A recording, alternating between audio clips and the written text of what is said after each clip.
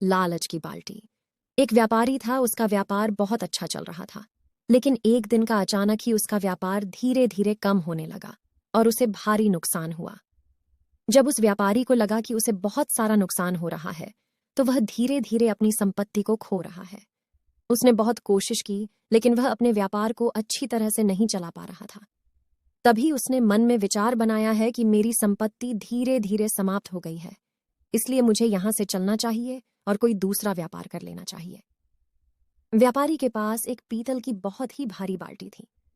यह बाल्टी उसकी पारिवारिक बहुत सालों से उसके पास थी। उसे बेचना नहीं चाहता था, इसलिए वह एक सेठ के यहां पर उस बाल्टी को रखकर चला गया। व्यापारी ने कहा कि जब मैं वापस आऊंगा तो अपनी बाल्टी ले लूंगा। सेठ ने कहा कि जब भी तुम आओगे तो यह बाल्टी तुम्हें मिल जाएगी। व्यापारी दूसरी जगह पर व्यापार करने चला गया। जब उसे बहुत साल बीत गए, बहुत सारा धन कमाया, तो वह अपने नगर में वापस आया और फिर उसने अपनी बाल्टी मांगी। सेठ बोला कि उसे दीमक लग गई थी, जिसके कारण धीरे धीरे बाल्टी समाप्त हो गई। अब तो तुम्हें बाल्टी नहीं मिल पाएगी। व्यापारी कहने लगा, ठीक है, जब बाल्टी में दीमक लग गई है तो कोई बात नहीं है। उस व्यापारी ने कहा कि मुझे यहीं पर एक दुकान वाले के पास जाना है। अगर तुम अपनी बेटी को मेरे साथ भेज दो तो बहुत अच्छा होगा, क्योंकि मैं उस दुकान का पता नहीं जानता। सेठ ने कहा, ठीक है, तुम मेरी बेटी को साथ में ले जाओ। जब व्यापारी सेठ की बेटी को ले गया तो उसके बाद व्यापारी बहुत देर तक नहीं आया। सेठ ने सोचा कि यह तो बहुत देर हो गई, मुझे चलकर देखना चाहिए वह कहाँ पर गया है। तो वह व्यापारी से मिला और अपनी बेटी के बारे में पूछा। उस आदमी ने कहा कि तुम्हारी बेटी को तो बहुत सारी चींटियां अपने यहाँ ले गई हैं।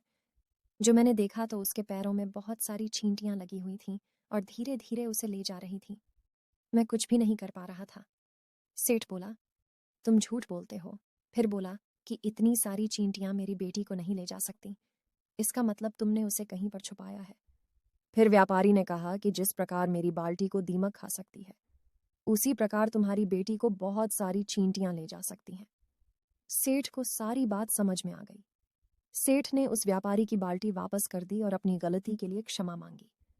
हमें लालच में कभी भी किसी के साथ बुरा नहीं करना चाहिए और कभी भी झूठ नहीं बोलना चाहिए।